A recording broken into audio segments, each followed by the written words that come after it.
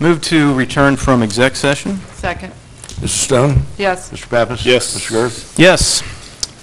To start off tonight, we're going to announce, if you haven't noticed already, that the township is celebrating a birthday this year. What's that?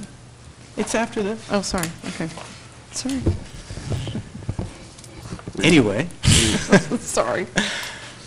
we're 225 years old. We look pretty good for 225. We're celebrating our unique heritage in a series of videos, banners, many of which are already hung around the township, events that we'll plan, and visual effects that you're invited to enjoy over the rest of the year. The theme of Anderson Township's 225 is 225 years in the making. Provides an inspiration for our street banner project, a series of YouTube narratives, which you can Google and find our YouTube channel. This will be about Anderson's people and places and a guide for further exploration of our local history through pioneer cemeteries and much more. If you go to our website, there is a place where you click on 225 to learn more about all the future updates to come. And with that, we will do the Pledge of Allegiance. I pledge allegiance to the flag of the United States of America and to the republic for which it stands, one nation, under God, indivisible, with liberty and justice for all.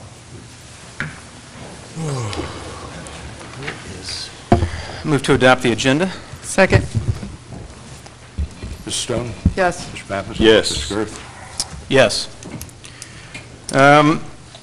This past week has been a tough one for a couple of reasons, but one in particular was the passing of a young man from Anderson Township. I'd like to read a letter.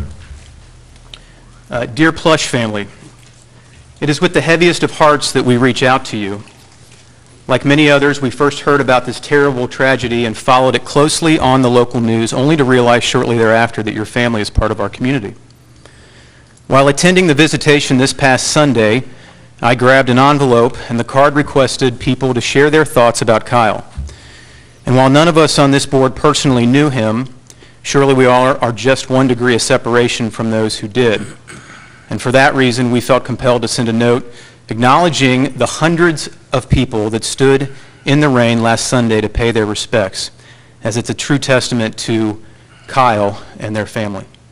So on behalf of my fellow trustees, our entire staff at Anderson Township, and the community that we represent, our thoughts and prayers are with you and your family. We also, if you notice the flags that were lowered, that is in recognition of the passing of First Lady Barbara Bush. So at this time, we'd like to have a moment of silence, please.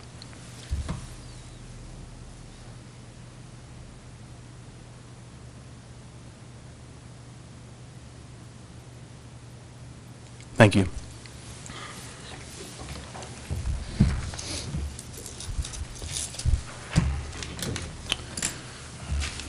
Public hearing.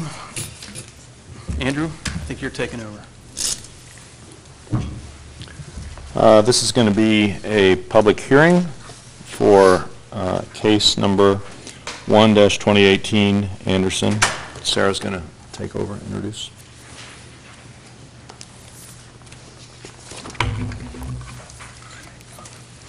Okay, so on behalf of the staff of Planning and Zoning, I'm going to present case 1-2018 Anderson for 7911 Stonegate Drive.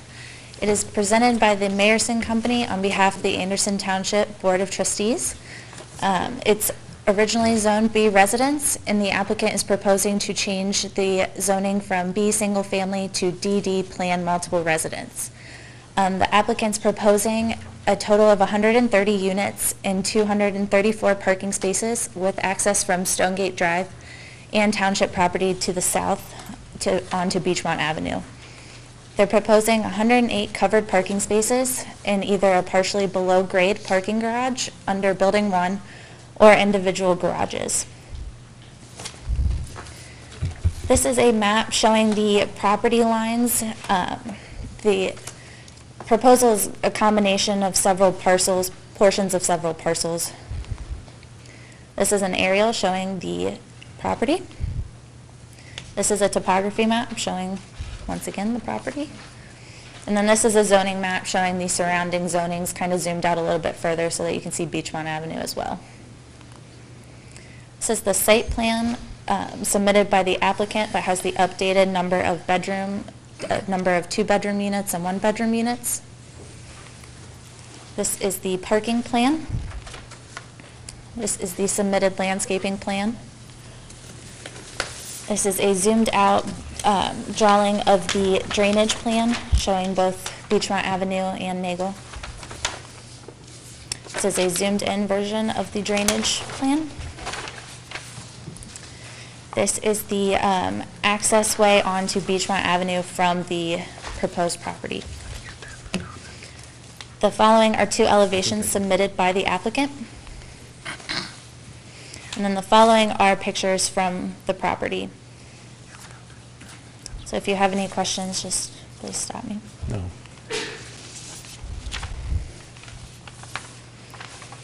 And this is looking towards Beachmont Avenue.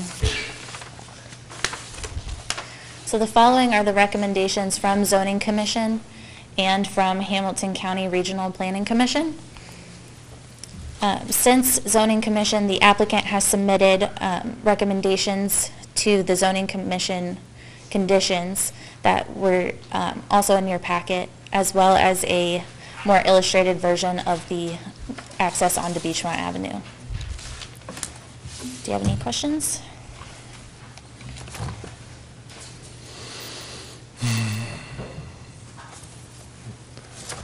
What is the timetable? Have they given a timetable? They have not. They have not. They have not? No.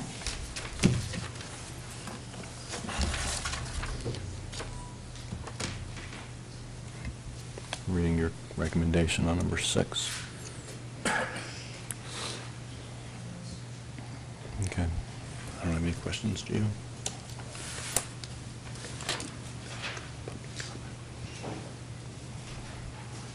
No, I don't have any questions. You don't have any questions? No? Okay. As a public hearing, we do allow for questions and comments from the audience. And So if the- anyone has any, The applicant also has a brief presentation. please. Are they here? Yes.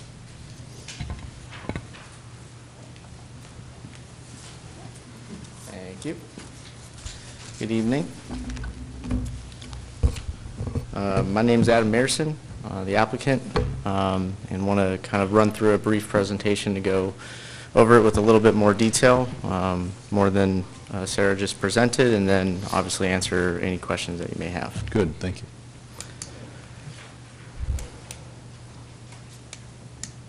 So just a brief history.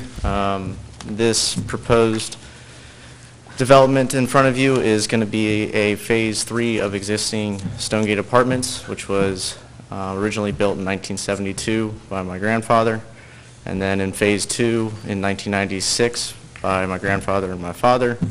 And today that consists of 281 apartments on a little over 30 acres, which is roughly about 9 units per acre.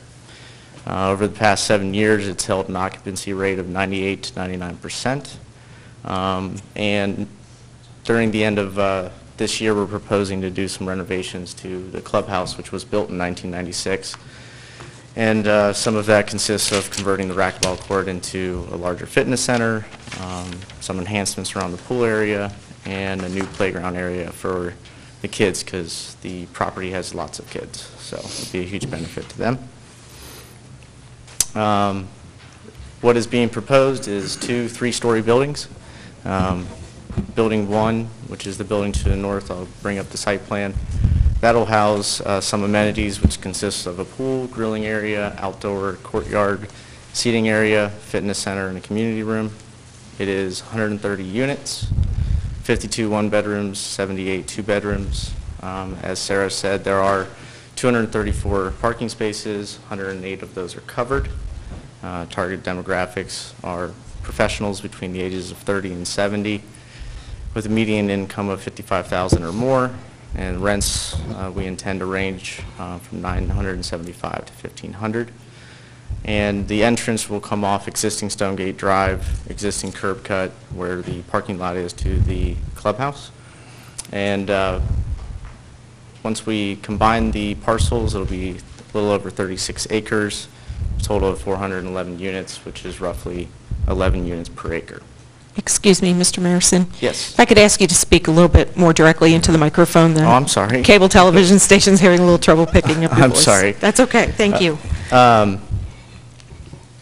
And this was the site plan from 2016, just brief visual for you all. And this is what it has changed to. So it's very different from what was originally proposed. And Can you go back to the old one? Change from 182 down to 130, right? Correct. Yeah. Correct. And 340 parking spaces down to, 234 total. okay. And it's from 3 buildings down to 2. It's much more reduced in a lot of different ways, as you can see.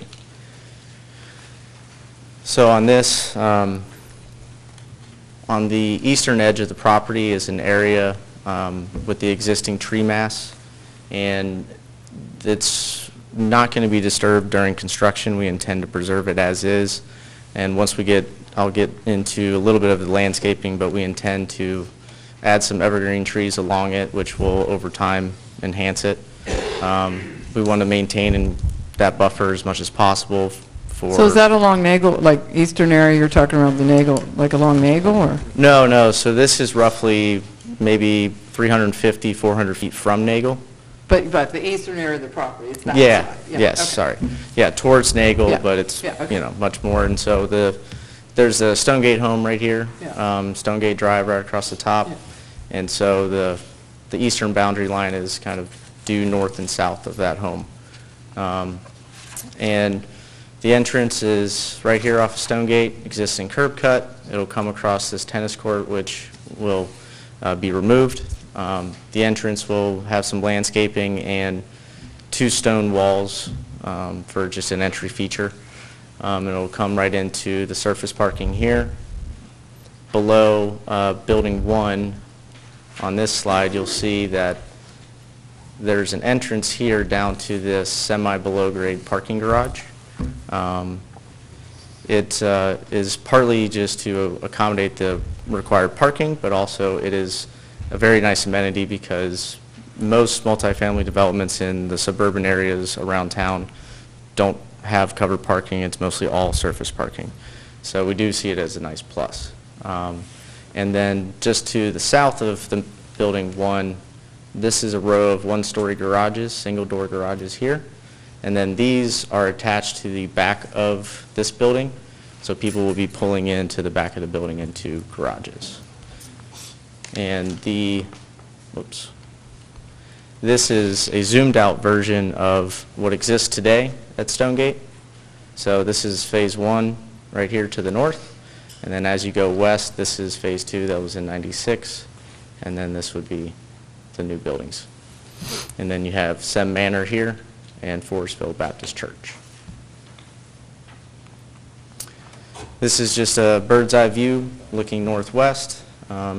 This is Sem right here, and then everything back in this area is all Stonegate, and then Stonegate Homes kind of runs along here, and Forestville Baptist Church. Just another view looking southeast. You have Stonegate, and then you have Anderson Township property, the Salt Dome, Forestville Baptist Church. And this tree mass area is what we intend to preserve as much as possible. We want to keep that buffer for the residents and also just from anything else that might be built nearby. Proposed building character. This is what we presented to the zoning commission. We did receive feedback that they would like to see something that's a little bit more modern-esque, but something that's also more in line with the design guidelines with the township. We have no issues whatsoever accommodating that or certain input feedback. We went this route to make sure that it really is similar to what's nearby, whether it's Sem Manor or existing Stonegate.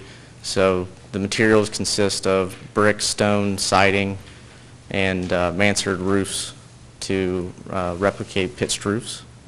And we will have balconies that are semi-recessed balconies, so they're not exactly just jutting out so far from the buildings. This is an amenity area that's at the northeast corner of the main building. I can go back some slides if we need to, but this is just a kind of an outdoor community area that will have seating, gaming area, grilling area, and then it just is connected to where the pool area will be.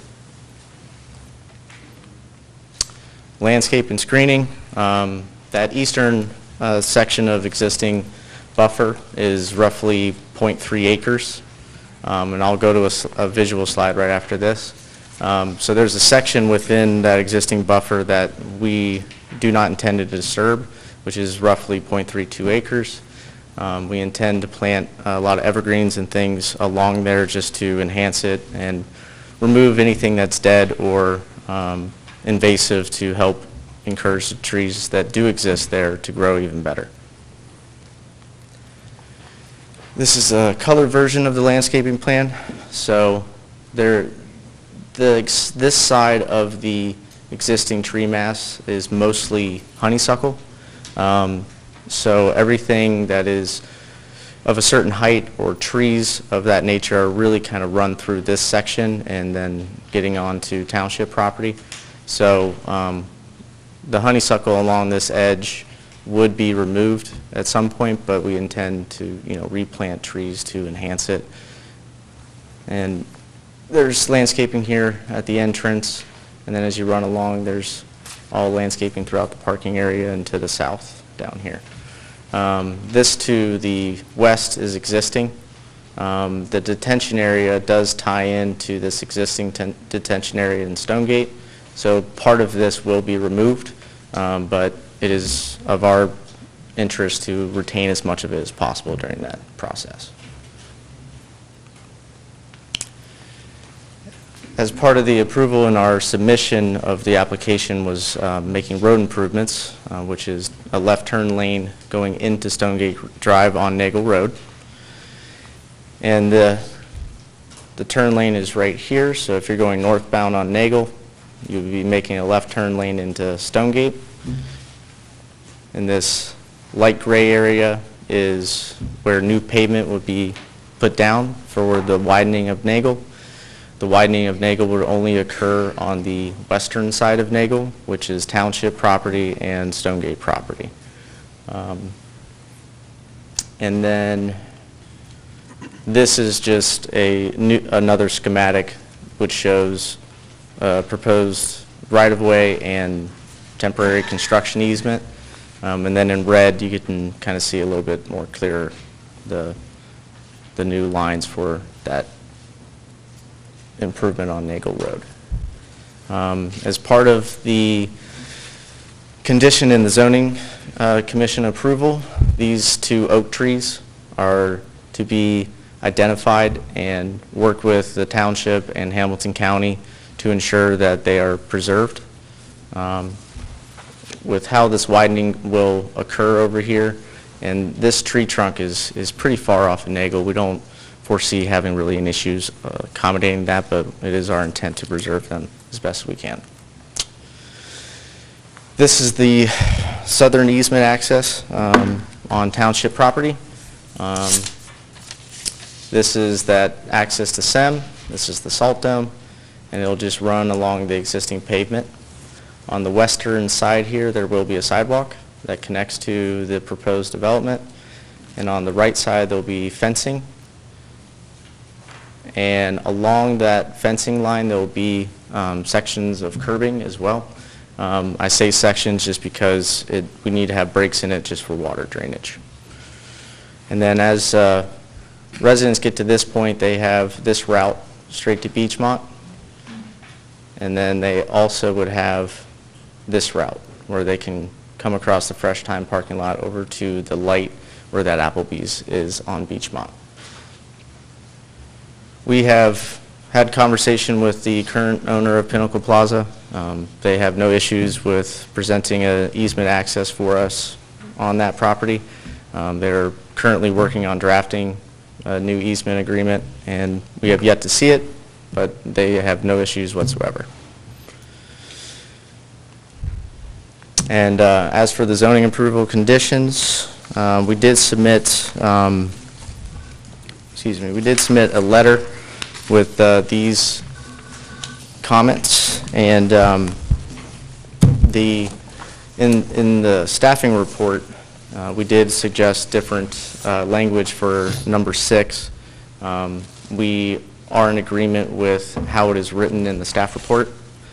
And as for number 7, in the staff report, they agreed to this suggested revision. And as for number 10, we spoke with the staff about this item, and I've come to agree and comply that it's okay the way it is written from the Zoning Commission. And that is it. Well, I asked, do you have any questions, Steve? No, thank you. You're welcome. Thank you. Your timetable, I didn't see that anywhere on here. Oh, for beginning construction? If it's approved. We would, it would be ideal for us to try to accomplish moving dirt this year.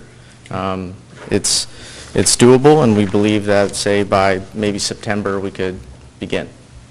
And just a curiosity question, how are the rents at the new Phase 3, I guess you're calling this, Yeah. compared to Phase 2 and 1? Well, Phase 3, we're thinking 975 to 1,500. Current is 725 to 1,400. And there's a wide range of floor plans at existing Stonegate, so there's a wide range of rents. Okay.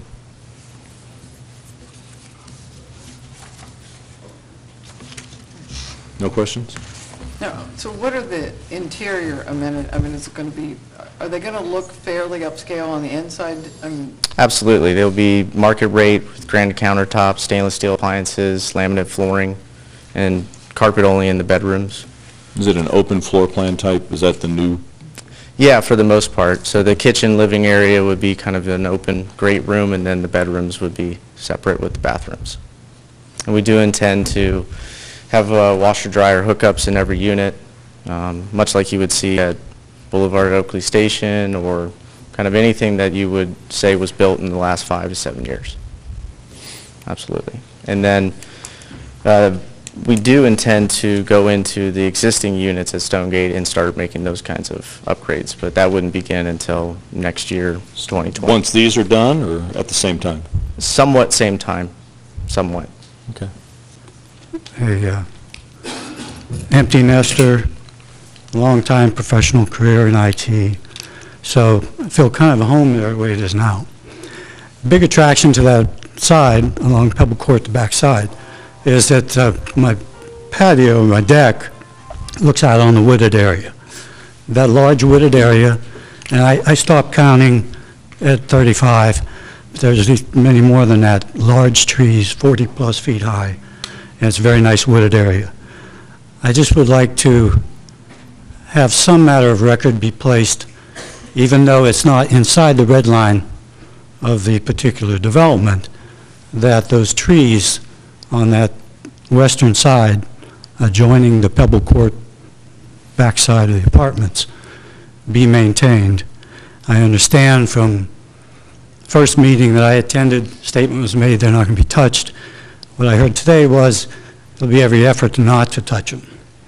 So if there is a way to specify that a little more succinctly with some level of commitment, I would appreciate that. And the one other point that I raised is the driveway coming in, the new, where the entrance is off Stonegate. The noise abatement there could be a problem for those few residents. It's not on me, I'm down at the other end of the building. But for the residents coming in where that curve comes in on the driveway, that's going to be pretty noisy for them if there's not some type of noise abatement to alleviate all that noise from the traffic, because there would be a lot of traffic coming in and out there. And a number of those residents along there are senior citizens. So I'd like to speak on their behalf, stating that. And that's my main thoughts. Thank you Thank for you. your time. You want to put it back together? Did you?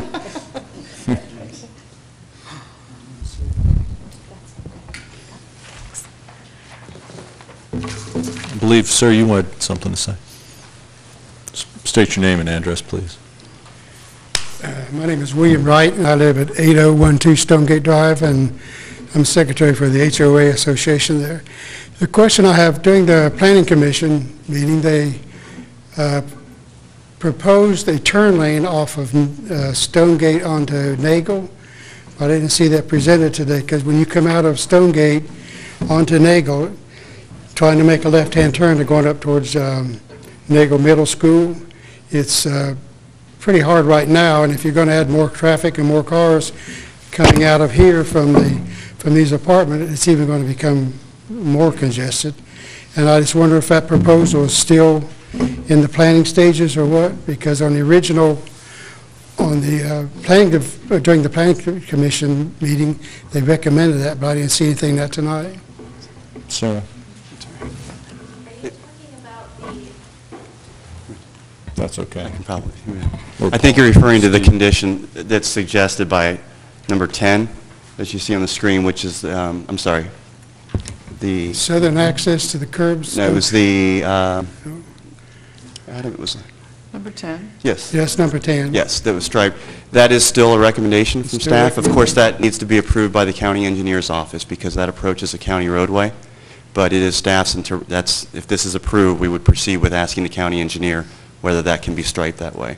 Typically, we do not stripe township roadways out to county roads with a left turn lane and a right turn lane. We don't have many that can accommodate that, but generally that's not common. We do understand that to be a concern of the residents. The traffic right now is pretty difficult in the mornings from about 7 to 8:30 when the kids are going to school, the parents are dropping the kids off. There's about 15 to 18 school buses. Then again, it picks up at noon, then in the afternoon about 2:30 until 5 or 6 because the kids getting out of school at regular time, plus the kids are getting out later during activities, like sports activities and school activities. So making a left-hand turn is really very difficult off of Stonegate onto Nagel at those times of days. And if we add 130 apartments and 230 more parking spaces, there's going to be a larger increase in traffic there. If I could Coming respond, from roads. again, we agree with that, but that's subject to the county engineer's approval. This development does provide a secondary point of access to the entire development that currently does not exist for Stonegate. There's a limited access through SEM that's controlled by the gate. That's part of the reasons I think Mr. Mayerson's requested that condition that there not be gate or that there be gates be removed is to allow that flexibility. So that's in an effort to try to mitigate that. So if it were approved by the county commission, I mean, it's wide enough to Yes, do it is. that? So it is? Okay. Yes. just- We believe they'll do those measurements and make sure, but Okay. yes. Because that is, And if I'm correct, I point. think Mr. Mayerson indicated that they are comfortable with making that striping change. Originally, they were asking for the township, but we only stripe once a year, so depending on the timing of that, may not work out too well. is that right, Mr. Marison? Yes. Okay. Anyone else about this case? All right, with that, I close the public hearing for case 1-2018. Do I have a motion? You had it. Yeah, I have the motion. Got buried, here we go. Do you have any comments? No, I know when this first came up, I'm pleased that I saw the buffer on the eastern edge. I think that it's being maintained, if not expanded. I'm actually pleased that the overall design looks to be minimal sight lines from people coming off of either Pine Terrace or going down Nagel. I don't think you'll, over the Baptist Church, I don't think you'll really see it much at all with the trees and everything. So I'm overall pleased with the design of the project. You? Oh, after. Okay. I move to approve and adopt a zone change from B residence to DD plan multiple residence for property located at 7911 Stonegate Drive. Second. Mrs. Stone? Yes. Mr. Pappas? Yes. I just want to say I was not in favor of this for probably the last couple of years. The original proposal, I will say, the original proposal. And I will say that's why I had Mr. Marison go back to the slide. Originally, I think it was 182 units, and now it's down to 130. I think there's been accommodations made because the neighbors were against it. It was the exit from the property was right, not out of the Stonegate property, so those changes have been made. And I've done a lot more research. People want apartments, and we do not have any apartments available in this community. So, I think with the changes that are made, I think this is a good thing for our community. So, You agree? that's it. Thank you. With that, you can get Mr. Groth back in here. Yes. While Josh comes back in, we're going to move on to presentations and recognitions. Once Josh does get back in here. Presentations and recognitions.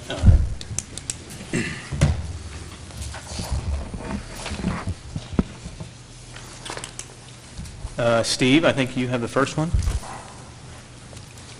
I do. Thank you. And as we have done each April now for 12 years, we are presenting the update of our road construction assessment and what's in store for this calendar year. Hopefully those in the audience, when you came in, you saw on the table there was a map similar to what's above and the table that goes with that. This information is also available from our website. We encourage people to check that out at their convenience. There are several major projects which are featured. If you've gotten your Anderson Insights in the mail yet, you'll see that one of those major projects that's on tap for this year, continuing through early 2020, is the improvement to I-275, and this will have major impacts to the southern part of our community down in this area. This is from 4 Mile Road across the Combs Hill Bridge into northern Kentucky. It's a great story. It's a joint project between KYTC, Kentucky Transportation, and Ohio Department of Transportation. It's a major investment, over $20 million to that area. It'll introduce the use of a contraflow lane, which you've ever, in the Springdale area and other areas of the state, you've seen this utilized to try to keep 3 lanes of traffic in both directions, but it will have impacts. The state and the county and all entities are working well together to try to minimize those to our community, to the businesses down in that entertainment area. If you've been down in that area, you realize on Monday they started paving Kellogg. The hope is that that is all done before work starts on 275, and by the head start that they got this week, despite the weather, we're pleased with what started there. Other projects that are in our area for this year, the City of Cincinnati is improving the lower section of Salem Road, going down from the Wayside area down to Kellogg, and then we have a number of projects on Beachmont that will be wrapping up this summer as well, a lot of the work that started last year. Final major project that we have would be Town Center Way, and that's the roadway up to the north side of the town center from the Kroger area around to 5 Mile Road, and that work will begin this summer and continue through year end. The last project that's on here you'll see is 8 Mile Road. 8 Mile is scheduled for resurfacing by the County Engineer's Office. They received state funding. The township was supportive of that with their application. And this is from just north of Beachmont south to Woodruff Road. That project actually began late last year with some curb work, and we'll, once the paving concludes on Kellogg, we're hopeful they'll be shifting over to that area here later this spring. So it will remain a busy year. That's always it's a bad sign, a good sign. It's a good sign of the investment that's occurring in our community. It does have its headaches, and we'll continue to use our social media outlets through the township's Facebook page and website to keep information out there to our community. So if there's any questions on those, happy to answer those at this time. Bless you. Thanks, Steve. All right, thank you. Okay, we now have the bittersweet task, I guess, of recognizing one of our own who, hard to believe he is actually retiring from public service, but I guess when you start working at the age of 12, then you look amazing, Richard. We have something we'd like to present. If I may, I'd like Yes, you to read a little bit to let you all know about what Richard has done for this community. Richard Shelley began his career with Anderson Township in 2003, having previously worked with Dearborn County, Indiana, and the City of Cincinnati. Later this year, actually next week, Richard will have leave us after completing approximately 15 years of service. He'll be retiring. Through his experience, expertise, and creativity, Richard established a cost-effective preventive maintenance program for the upkeep of township roads and sidewalks. Much to the dismay of local school children, he also ensures that the more than 120 miles of township roads are cleared quickly and efficiently after every snowfall. During his tenure with the township, Richard completed a Bachelor of Science degree in Construction Management from Northern Kentucky University, and this knowledge proved extremely beneficial as Richard was charged with overseeing some of the largest capital improvement projects the township had ever undertaken, including construction of the award-winning 5-mile trail, this building, and Anderson Center Station. With the completion of these projects, Richard's role expanded to include events management, as township properties could now accommodate more than 1,800 weddings, parties, seminars, and theatrical performances every year. Richard's duties grew again in 2016 when the township assumed management and operation of the Anderson Township Senior Center. Richard has also served as president of the Hamilton County Road Superintendents and represents the township on the Hamilton County Stormwater Management Committee, among others. For these and many other accomplishments, we now ask for the board's consideration of the resolution before you. Josh. Go ahead, Dee. I move to adopt a resolution of appreciation with respect to the services of Richard Shelley. Second. Mrs. Stone? Yes. Mr. Pappas? Yes. Mr. Girth? Yes, and Richard, if you would come up here, we'd like to hand this personally to you. Would anyone like to say anything? I'd just like to say that I hope the township realizes the amount of work that this man has done for the township. I mean, snow, chief among them. Whenever we had a bad snow event, I would get a call, or I would call, and the plan was already in motion, and they knew exactly what they were going to do. And I hope you notice that as you see our trucks driving by, sometimes you'll see them repaired with pieces of metal from other projects that weren't being used and were being salvaged from rather than thrown away. They constantly, the Public Works constantly do a lot and stretch every dollar, and the morale and teamwork that you built over there, I hope continues. I'm sure it will under your the way you've set things up. But this is a day I do not enjoy. We are losing an asset.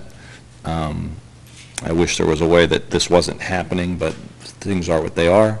And I wanted to just thank you for everything that you have done. You made us and the township look fantastic. So I thank you. Richard? With respect to the snow, the school children and all that, the one thing I always notice on a snow day, because I live on kind of the edge of the township close to Mount Washington, is you drive from the township into the city, the roads are night and day. And anybody that drives that route will know it. And I am always so proud that our roads are clean.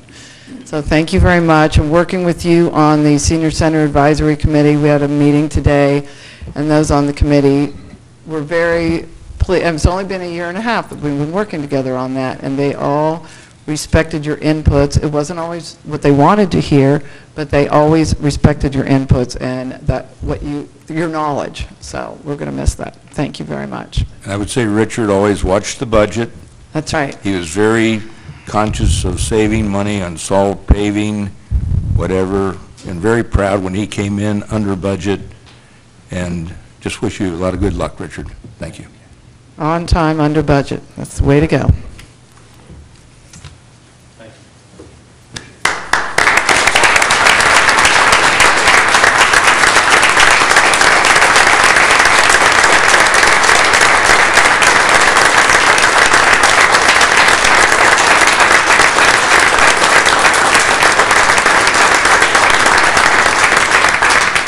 It is bittersweet to be here today. You often think what this day will look like. You never think it'll get here, and then lo and behold, it's here. Officially, I'm only quasi-retiring. I'm taking off a grand total of 1 day, and 2 days if you count Sunday, Saturday and Sunday, and then Monday morning I will be back at work, and hopefully to the benefit of our residents. I will be working on the 275 bridge project that we saw on the screen earlier, which will include all the bridge deck resurfacing all the way down to the river, the homes tile, and back. So I will be involved with that project, hopefully in a very positive way for our community for the next 3 years. The timing was perfect. Look, and I appreciate this resolution, but obviously any success story comes with a lot of good people behind them. I didn't do any of this by myself. We have 600 roads, 120 miles of inventory, over 4 million square feet of sidewalk, 4,500 catch basins, 11 salt trucks, and one of the best staffs I've ever worked with, both at a management level.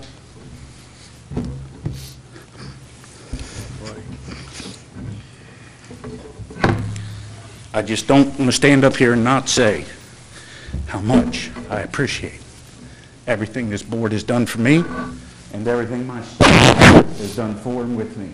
And some of them are here today, Becky and Mark and others. And my guys at the garage couldn't be here, but they're here with me. Thank you. Thank you.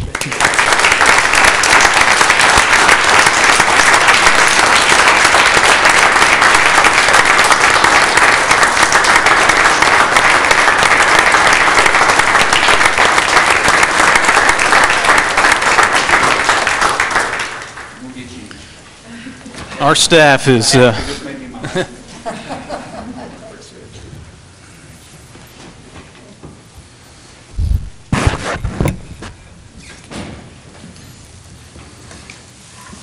our staff in the township are simply the best, and Richard is, if you haven't figured it out, is a perfect example of that. Hey, Richard, since you're going to be in charge of the 275 project, do you want to give everybody your cell phone in case there's any traffic issues? In case there's lane closures we don't like. I think being in charge of that might be a stretch. All right. I'm going to work on it. Yeah, back it off. Good. Okay, this time is public forum. We're moving into public forum. So you're welcome to come up during public forum. Now's the time. You got a question, you can come up. Please list your, please state your name and address, please, and limit comments to 3 minutes. Thank you. 1 minute. Name is Joe Daly, 6820 Farmbrook Drive, and I would just like to say that Richard is not an 8 to 5 guy. I pulled up here at 5:40, and Richard was coming out of the woods carrying 2 shovels, and I don't know what he was doing, but it was impressive. Thank you. We had a tree planting. Okay. Thanks, Joe. Would anyone else like to address the board? My name's Ann Zimmerman, and I'm excited to say my address is 800 Markley. And I just wanted to say that I got the Insights magazine this week, and it's better than ever. It looks wonderful, and it really does the township proud to show everything that we're doing in this township and what a great place it is. I particularly love the piece on the art going in at, I believe, Nagel and Clough. Yep.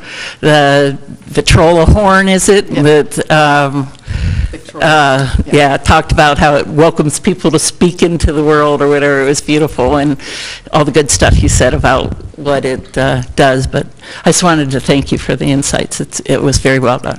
Thank you. Thanks, Ann. Appreciate it. Thank you. Thank you, Richard. You're welcome. Thank you. Anybody else?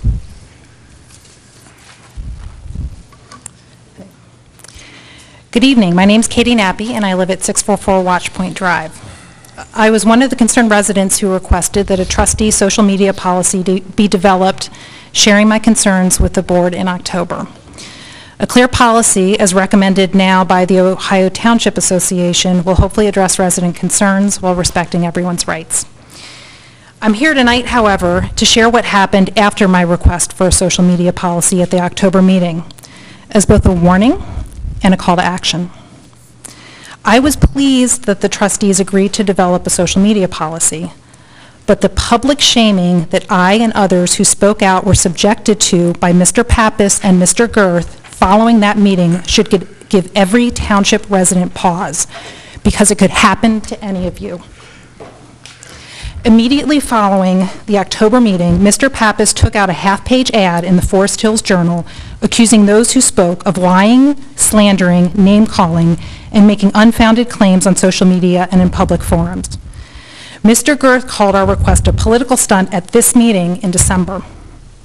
One of the speakers was removed from her volunteer position on a township committee against the recommendation of the committee chair.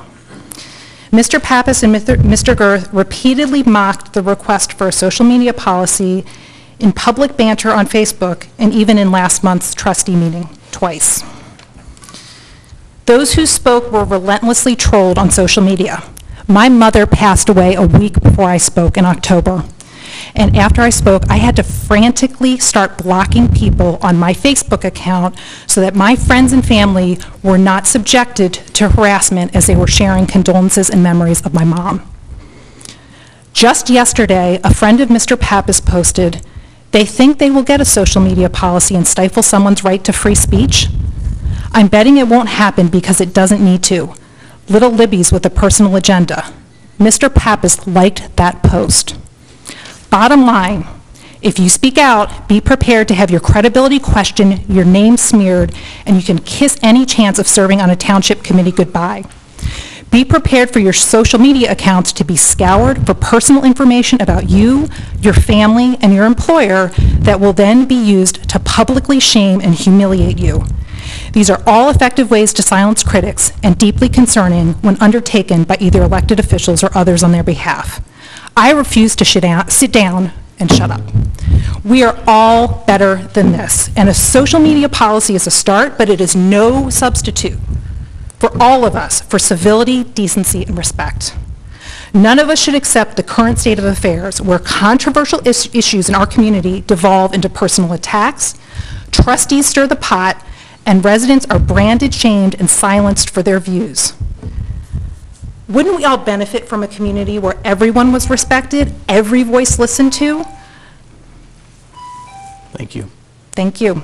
I would hope that we can get a committee together that can help foster that in our community, because what happened the last 5 months for all of us was completely unacceptable. Thank you.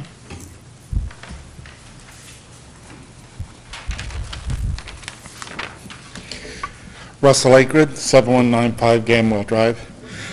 In 2017, a member of the Sanderson Township Board of Trustees blocked me from their Facebook group, banning from the page that continues this day and is a violation of my rights of free speech under the United States and the Ohio Constitutions.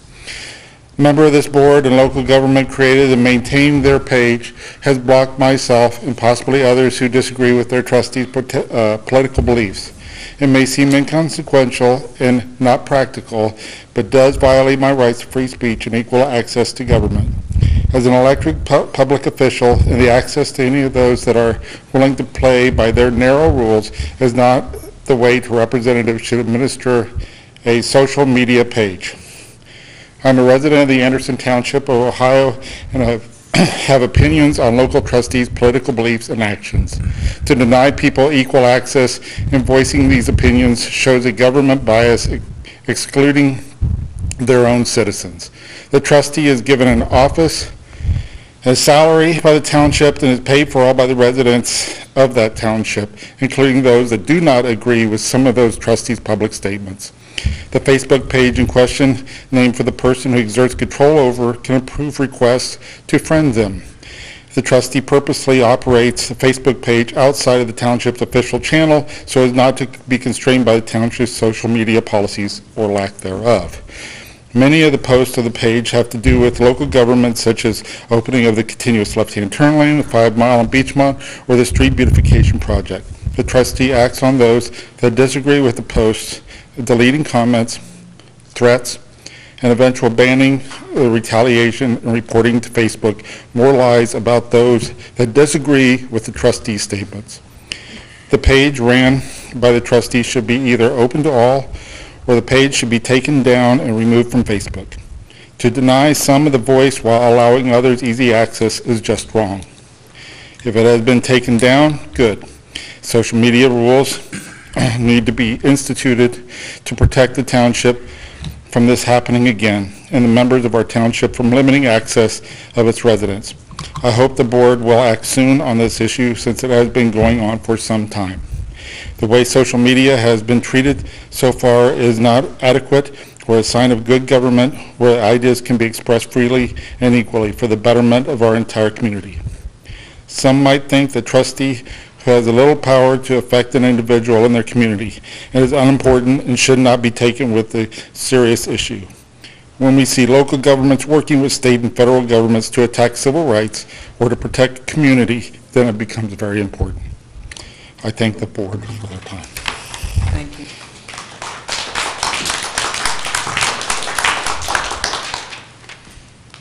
Anyone else?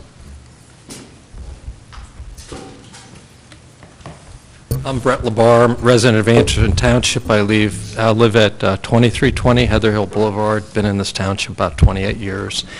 I want to start with a very positive statement about Anderson. I think this is a wonderful community to live in. I appreciate the trustees that you've run for office and that you're trying to serve us very faithfully.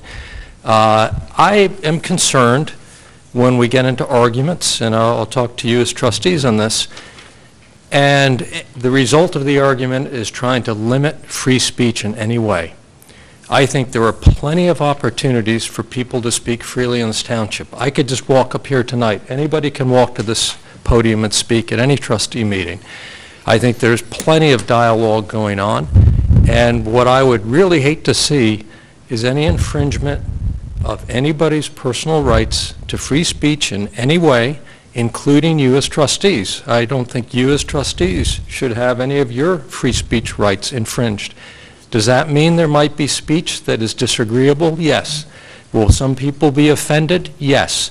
I am sure, and I'm not speaking for the trustees, but I'm just going to surmise. I'm sure you all have been offended by things that have been said. I'm sure you've been offended by things that have been posted, letters written. I'm just telling you, it works both ways. So if there are people in this room that are offended, join the club, because we all get offended at different times by free speech. And I am glad we live in a country with freedom of speech. I'm glad it's the first right in the Bill of Rights. It's foundational. I just encourage you as trustees to let people speak freely. People can post what they want to post. If people don't want to have a friend on their own Facebook page, that's totally up to them. Nobody should feel that they're obligated to have that conversation on Facebook. That's a personal choice. So we live in a great country. We have a lot of freedom. And I'm proud of the trustees in this township. I think you're serving us very well. And I would say if push comes to shove, more speech is better than less speech. And you know what? We're adults. We can handle it. Thank you. Thank you.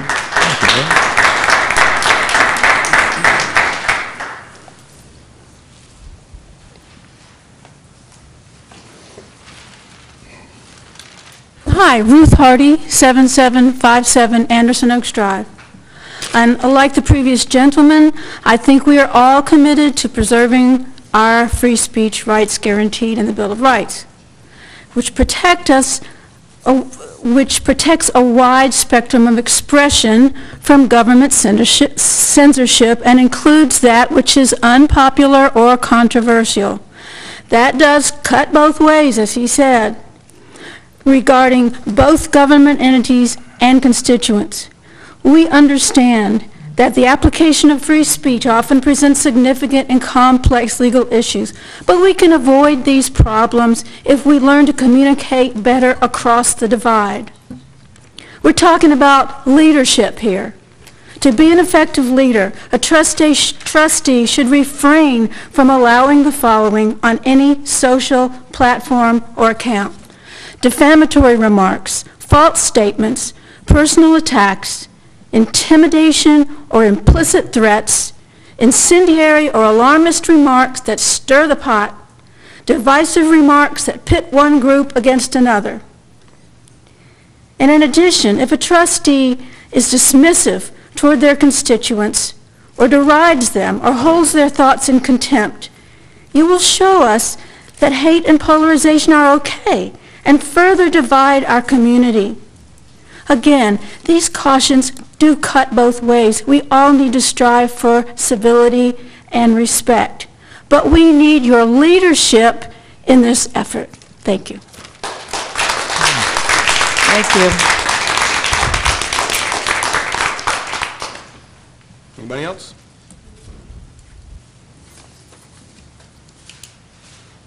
Okay. We'll close public forum. Trustee comments. Andrew D.? Not at this time.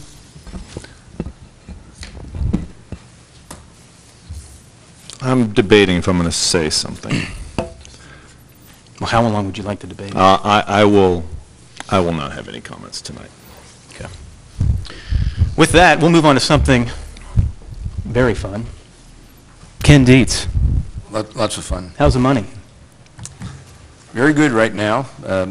Hopefully it'll continue. As you know, we have revenues coming in spurts because of the real estate collections. They're in now for the first half. They come in the second half in June and July. So the revenues look very good during those periods. And then we have a time when the end of the year revenues stop coming in and things kind of even out. But the right now the expenditures are well below our budget. The revenues are well above our budget. And just looking at how things have happened over the last 10 or 15 years, I think we're going to be very good at the end of the year. So, and that's what the financial reports at the end of March show. We don't have any appropriation changes at this time, so that's always good. And Richard, good luck. Thank you, Ken. Thanks, Ken. Margaret, Law Director. I think you have something for us today. I do. First of all, congratulations, Richard. Smart man, got there early. Yeah. I'm reporting, this is really long. Can I move this? Yeah, okay. Can you put the first slide up for me?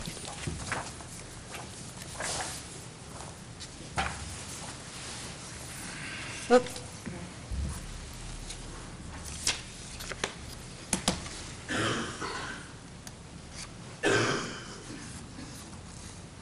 That's it. Yeah. Okay. I want to acknowledge all the thoughtful comments this evening, and so I'm going to start by leaving that slide up, which actually has the text of the U.S. Constitution and the state Constitution in terms of the First Amendment rights of citizens. So I'm reporting to you this evening regarding the legal developments with respect to the use of social media by elected officials. In brief, the law is unsettled as to the constitutional limitations applicable to social media accounts maintained by elected officials. And I'd like to note that there are practitioners who spend their entire careers working in the realm of the First Amendment, both free speech and also freedom of the press. So obviously, it's a little tough to be a weekend warrior or even give a couple months and be a total expert, but we're doing our best. Our work relating to the personal use, and I put that in quotes, of social media by elected officials has been halted by a federal district court decision that was rendered March 31st.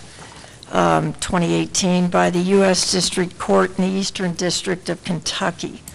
The Sixth Circuit Court of Appeals has appellate jurisdiction. Okay, is that better? The Sixth Circuit Court of Appeals has appellate jurisdiction over the federal district courts in Michigan, Ohio, Kentucky, and Tennessee. And decisions by the Sixth Circuit Court of Appeals create precedents within those jurisdictions, within those 4 states. At this time, there are 2, and I should say only 2, that we're aware of and that pundits are writing about, 2 federal district decisions relating to the use of social media by elected officials. There's a Virginia decision. Virginia is in the 4th Circuit. And there's a Kentucky decision, and the federal district court in Kentucky is, of course, in the 6th Circuit, which is our circuit. Each case deals with the use of social media by an elected official And yet the federal district courts have applied different analyses and have drawn very different conclusions. The Virginia decision has been appealed to the Fourth Circuit Court of Appeals, and that matter is pending. There could be an appeal of the Kentucky decision to the Sixth Circuit Court of Appeals. That decision was only rendered March 31st, so we're still in the time period when an appeal might be filed. So the law is not settled. The Virginia decision was based upon forum analysis, whereby an elected official's personal use of social media was deemed under circumstances and facts presented to have created a limited public forum, and it was that nexus that gave rise to the First Amendment rights of the third parties who commented upon posts on the elected official's Facebook page. In that case, the court concluded all of this isn't to say that public officials are forbidden to moderate comments on their social media websites, or that it will always violate the First Amendment to ban or block commenters from such websites. Indeed, a degree of moderation is necessary to preserve social media websites as useful forums for the exchange of ideas. The court holds that under the specific circumstances presented here, the defendant violated the First Amendment by engaging in viewpoint discrimination. The defendant in this case was the chairman of a board of county supervisors, so the public official violated the First Amendment by engaging in viewpoint discrimination and banning a plaintiff from a digital forum for criticizing her colleagues in county government. In the Kentucky decision, while the plaintiffs argued that the governor's social media accounts created traditional public forums where First Amendment rights should be unrestricted, the court found that forum analysis was not appropriate and that the elected official's use of social media by maintaining a Facebook page and a Twitter account did not entitle third-party commenters on posts by the governor to the unrestricted exercise of First Amendment rights. The governor's Facebook page and Twitter account were deemed by the court to be privately owned channels of communication, which were not converted to public property by the use of a public official. The court noted that commenters are not foreclosed from exercising their First Amendment rights through other channels of communication, such as their own Facebook or Twitter accounts. The court held public officials can speak through a privately owned platform like Twitter or Facebook, and they can choose whom to listen to on those platforms without offending the First Amendment. The court found that the governor's use of privately owned Facebook and Twitter accounts is personal speech, and because he is speaking on his own behalf, and the court said even on his own behalf as a public official, the First Amendment strictures that attend various types of government-established forums do not apply.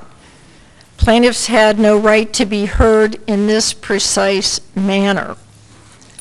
So is speech on social media protected, and whose speech is protected? These are both cases of first impression in each jurisdiction, and they put the spotlight on a really important issue of what constitutional limitations are applicable to social media accounts maintained by elected officials. Excuse me just a minute. I did a little...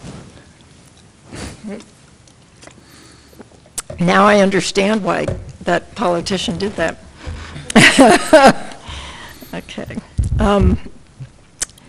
The U.S. Supreme Court has concluded that merely private conduct, in this instance speech, no matter how discriminatory or wrongful, is not constrained by the Constitution. On the other hand, in limited public forums, viewpoint discrimination is not permissible. In support of its rejection of forum analysis, the Kentucky Federal Court relied in part on a U.S. Supreme Court decision stating that where application of forum analysis would lead almost to closing of the forum, it is obvious that forum analysis is out of place. In the Kentucky case, the court indicated that the consequences of requiring the governor to allow anyone to access and post on his Facebook and Twitter accounts could shut down the pages altogether. His accounts could be flooded with internet spam such that the purpose conveying his message to his constituents would be impossible, and the accounts would effectively or actually be closed, and concluded that Governor Bevin is permitted to cull his desired message. In addition, the Kentucky court made clear, relying on the U.S. Supreme Court precedent, the disagreement with public policy and disapproval of officials' responsiveness in that particular case is to be registered principally at the polls. Under the Kentucky decision, the elected official's speech was deemed to be private speech, and therefore third parties did not enjoy First Amendment rights of access and protection. While under the Virginia decision, the elected official's conduct was deemed to have converted the Facebook page into a limited public forum, which extended the right of access and protection of speech to third parties. In either case, the elected official's First Amendment right was protected. A policy or set of guidelines restricting the official's speech would impinge upon the elected official's First Amendment rights. While the Virginia decision might warrant guidelines relating to providing access and retaining records, at this time, the Kentucky decision in our federal circuit gives the elected official the right to maintain his or her social media account. Therefore, we cannot recommend that the board proceed to develop guidelines with respect to the use of private social media accounts by elected officials, which could be deemed, or which may be under the Kentucky decision anyway in our circuit, deemed unconstitutional. I know that's a lot of verbiage. I've done a couple of slides that I think might break it down a little for us. But the bottom line is we have two opposing federal decisions which will likely go to their circuit courts of appeal and may likely go to the U.S. Supreme Court because of the importance of First Amendment rights and restrictions. So, Steve, I had, oh, can I do this? No, but just which one do you want next? Oh,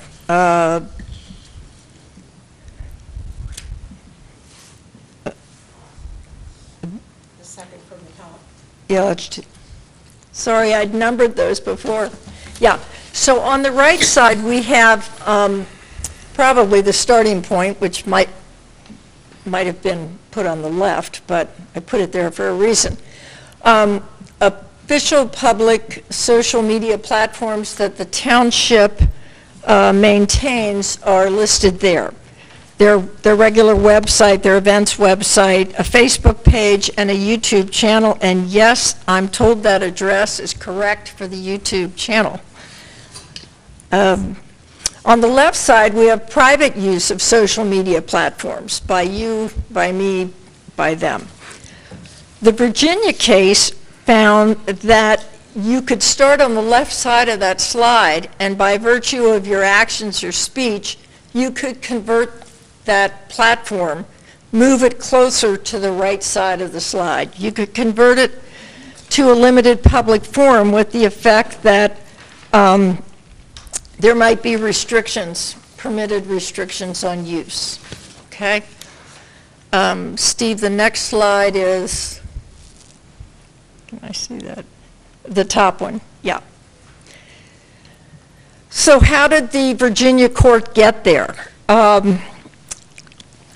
In coming to that conclusion, the court looked at the personal use of the media sites or platforms where the speech of the owner was clearly protected initially by the First Amendment. They viewed private use factors and governmental use factors and weighed them to determine whether the owner of that page or site had created a public forum. And in the case of the Loudoun County Supervisor, Chairman of the Board, the facts were such that a limited public forum was deemed to have been created. So what is the result of that? Whether it was personal use or a limited public forum, the speech itself is likely protected. What changes is that there cannot be this viewpoint discrimination by the operator of the site. So that leads us to the arrows at the bottom of the slide for access to the forum and retention of records, the left side being a federal discussion, and the right side of the slide being a state law discussion under the Public Records Act. Okay. So the last slide, Steve. Yes, second slide. Second, No, that's it. We used that one Nope. before. Third. Third, sorry. Try third. Okay, so this slide deals with private platforms, and this is intended to help us understand the Kentucky decision. On the left, you have the case where social media sites are deemed to be private channels of communication. No forum analysis was applied. Court said it wasn't warranted. So engaging, the operator was deemed to be engaging in private speech, and his speech in that case, I'm sorry, was deemed to be protected by the First Amendment. And what about the rights of the commenters on that page? The court said that commenters have other available means of communication, whether it's their own Facebook page, Twitter account, website, whatever, that they had no right to be, they have a right to free speech, but not necessarily a right to be heard in this specific format or in this precise manner. And that in addition to the exercise of their rights on other pages or other platforms, that they could register the disapproval at the polls. Why did the court say they couldn't apply the limited public forum or forum analysis to get there, which the Virginia case did? And in essence, the Kentucky court looked to a case that the U.S. Supreme Court had handed down, and it had to do with the fact that if a private channel of communication was turned into a public forum such that it might ultimately be closed down, that forum analysis was not appropriate in that case. So you have two diametrically opposed decisions here in the federal courts, and my personal view is it probably will go all the way up to the Supreme Court. They might even hear them together in tandem. I'm happy to respond to any questions if you have them or try to. Andrew, do you have any questions? No, that was a long, Yeah, I apologize. so I have no Oh, questions. thank you. You made it very clear, I think. I mean, that was helpful. Yeah, Margaret, we very much appreciate all the time and resources that you have spent researching this issue. Well, it's clearly a new issue and controversial in that the courts are going to be brought to bear on making a decision. Well, we'll see what happens. Yeah. Thank you. So bottom line is you're recommending that we do not develop a social media policy at this time? Because we're within the Sixth Circuit and the Kentucky court has handed down a decision saying that Facebook pages are private channels of communication, you cannot restrict the rights of the operator of that page. Great. Thank you, Margaret. Any other questions? If you have any other questions? Sorry, public forum is closed at this time. If you have any questions, you can certainly ask the staff afterwards, yes. With that, Sarah, anything from Planning and Zoning? But I did have a comment on Margaret, so I just want to say, I thank you for the analysis. I mean, I'm listening through it and discussing it. I think your analysis is correct, and I just think that First Amendment rights are paramount. I think we all have First Amendment rights in this room. This is America. That's what we're based on. And until this issue winds its way through the courts, it would be premature for us to have a policy. Having said that, I wish all those who use social media would be more respectful and civil to each other. I think Facebook and Twitter are great tools when you want to announce, the passing of a loved one. That recently happened to me, and I think it's a great tool for that, or, promoting events and all that. But I think there's people who are choosing to use them in hurtful ways, and I find this totally unacceptable, and I just think we need to be more civil, which is what people have said tonight. So anyway, that's all I have to say on the matter. Completely agree, Dee.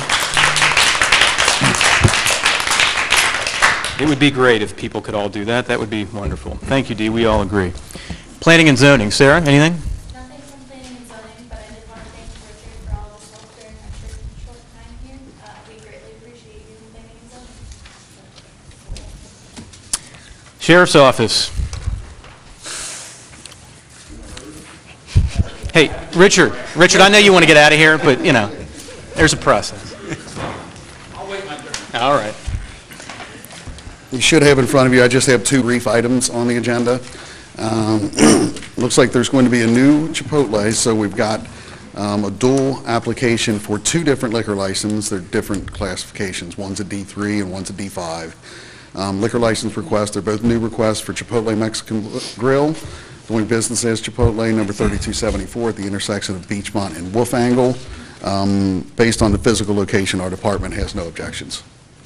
So briefly, what is the difference between the two? Why are we doing two? I don't know if it's that they have a patio or if it's that it's... There will be a patio. Okay, probably indoor, outdoor. Okay. I move not to object to a I'm sorry? Anyone say something? I'm sorry. People like the patio. Okay. People like the patio. I move not to object to a new liquor license request for D3 for Chipotle Mexican Grill of Colorado, LLC, DBA Chipotle Mexican Grill, number 3274, located at the intersection of Beachmont Avenue and Wolf Angle Road. Second. Mrs. Stone? Yes. Mr. Pappas? Yes. Mr. Gerth? Yes. And I move not to object to a new liquor license request D5 for Chipotle Mexican Grill of Colorado, LLC, DBA Chipotle Mexican Grill, number 3274, located at intersection of Beachmont Avenue and Wolf Angle Road. Second. Mrs. Stone? Yes. Mr. Pappas? Yes. Mr. Gerth? Yes. I would like to add that I expect that our management meetings are going to have a new dynamic, specifically the one that we hold on Tuesdays at 1 p.m.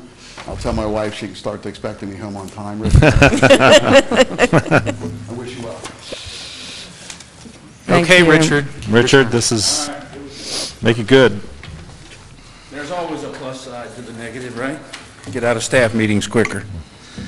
I have my last item before the board tonight, and that is the approval of the bids for the sidewalk construction for the section related to, on Beachmont Avenue, from Shangri-La to 5 Mile. As the board is aware, when we completed the CFI intersection, it included a stub of sidewalk that took a section along Beachmont right across the old bank property, but now we need to connect the section from Shangri-La down to that location, and that's on the south side of Beachmont, and that will give us the opportunity then to have everything from Salem to 5 Mile connected on hard surface. I don't want to use the term sidewalk there because there's a few areas where you walk through parking lots, but we will be on hard surface then from Salem all the way to 5 Mile. Yeah. Thank you. You have a motion? Is there a motion? Yeah, I think we do. Well, we do.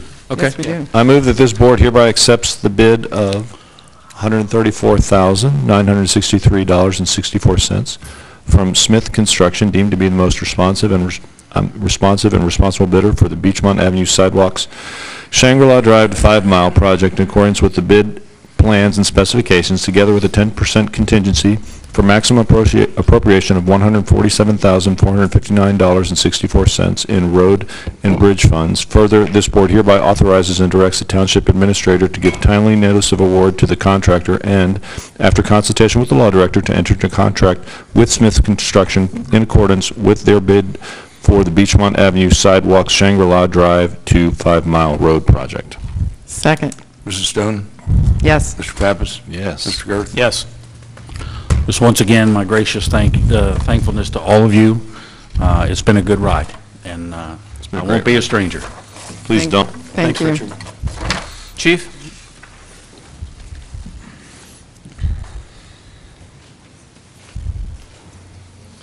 Good evening. Tonight, we would like to thank Richard for his service. I know Chief Ober wished he could have been here personally to do it, but we've worked closely with Richard at the end of the hall on multiple projects. Probably most recently is the flooding that he greatly helped us with. As you know, when it floods, we have to make alternate routes, and we were in constant contact with him, and it was a great help, and we wish him the best in the future. On that issue, 2 days ago, President Trump signed a major disaster declaration which allows the township to recoup a significant portion of the funds that were directly caused by the flood itself. So at this point, the county is arranged a meeting next week, which we will have representatives at, and that is the start of the logistical process to recoup the amount that was expended. We're hoping to get 75% of the amount that was expended, which would roughly get us hopefully about $172,000 back. Okay. And then Chief Ober will keep you updated, or I will, on that process as it moves forward. Okay? Thank you. Thank you. Thanks, Chief. Vicki? Yes, Mr. Sievers has the first item. Thank you, I do. The first item that we have before you is something we have talked about for quite some time, and we're moving forward. We've done everything, I think, within our powers to try to minimize the impact of false alarms in our community, which account for more than 13% of our dispatches. The resolution that you have before you is modeled off of similar resolutions in other townships in our county. This would enact a false alarm fee for the fourth and successive false alarms in a calendar year. And it is our intent to proceed forward, and this has been a multi-department effort, and we're looking forward to hopefully this does the trick in helping to curb this issue. If not, there'll certainly be some revenue that might allow us to put back into our safety services in other areas. So making sure that they're deployed in the correct manner and efficient manner is critical, and this will help us to do that. Great work, Chief. I move to adopt a resolution authorizing false alarm fees. Second. Mrs. Stone? Yes. Mr. Pappas? Yes. Mr. Garth? Yes. And if I just could, I do want to add on the Richard show here. Rich, we talked enough, and I don't know what I'll do with my day without having you ring. My daughter has already asked, will you have your cell phone number, and will it still ring? Because every time my phone rings after hours, it's Richard Shelley. So she'll miss that. Hopefully you'll keep that same number, and I know we'll stay in touch. You won't be far, but thank you for all that you've done. It's hard to think back to the time here before you arrived, but you certainly have left this community and this organization in a much better place. Thank you. Ms. Barker has the next two items. As the board will recall, last month we renewed our property and casualty coverage with the OTARMA insurance plan. As a follow-up to that, I wanted the board to be aware that we did just receive a check from them, just over $10,000, and that's the annual rebate. We get generally between $10,000 and $12,000, and it just underscores what a good, solid program it is, so that when premiums exceed claims, the members all get a share, their proportionate share of their premiums back. And that is one of the benefits of a self-funding / nonprofit insurance pool. So I wanted you to be aware of that. Thanks. Thank you. Thank you. My next item is the professional development request for this upcoming 12-month cycle.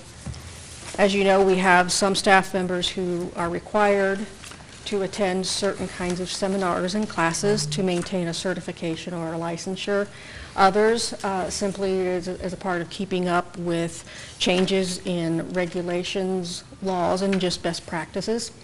So I think you've had a chance to look over the chart that lays all that out. I'd be happy to answer any questions about those. Otherwise, I would ask for the board's approval for this set of requests for the coming cycle. Any questions?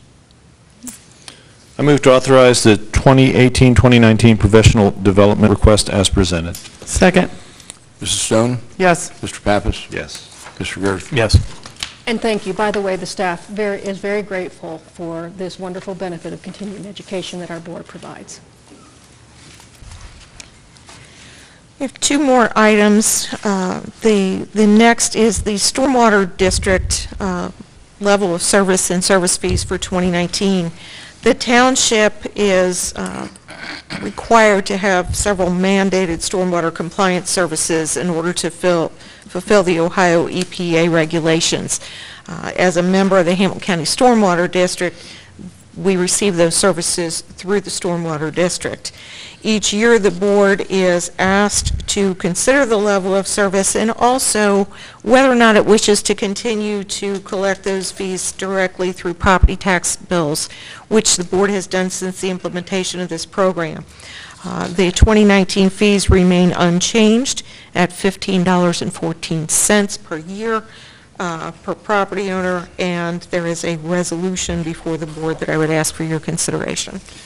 I move that the Township Administrator be and is hereby authorized to execute on behalf of this board the Stormwater District level of service options and service fees for 2019 with the Hamilton County Stormwater District in substantially the form before this board with such changes thereto as shall not, in her judgment after consultation with the Law Director, be detrimental to the Township, such determination being evidenced by her execution of said agreement. Second. Mrs. Stone? Yes. Mr. Pappas? Yes. Mr. Gerth? Yes. There's one item arising from executive session discussion, and that's the consideration of appointment of park commissioners. There are two positions open at this time. There is a motion before you. I move to reappoint Dominic Wolfer and Tom Churchiano to the Anderson Township Park District Board of Commissioners for a 3-year term to commence on May 1st, 2018. Second. Mrs. Stone? Yes. Mr. Pappas? Yes. Mr. Gerth? Yes. And last- Keep up the good work, Dominic. Last but not least, I would also like to comment on Richard. I do want to make sure that we do have your cell phone in case we need tubing on the lake again. We will miss your annual road show that you do for our staff because in addition to being creative, in addition to saving money, in addition to doing everything that the residents could possibly want, you have been very uplifting for staff, and we appreciate and we'll miss your humor, and we wish you well. Thank you, Vicki. Thanks, everybody. Our next meeting is May 17th in this room. With that, I move to adjourn. Second. Mrs. Stone? Yes. Mr. Pappas? Yes. Mr. Gerth?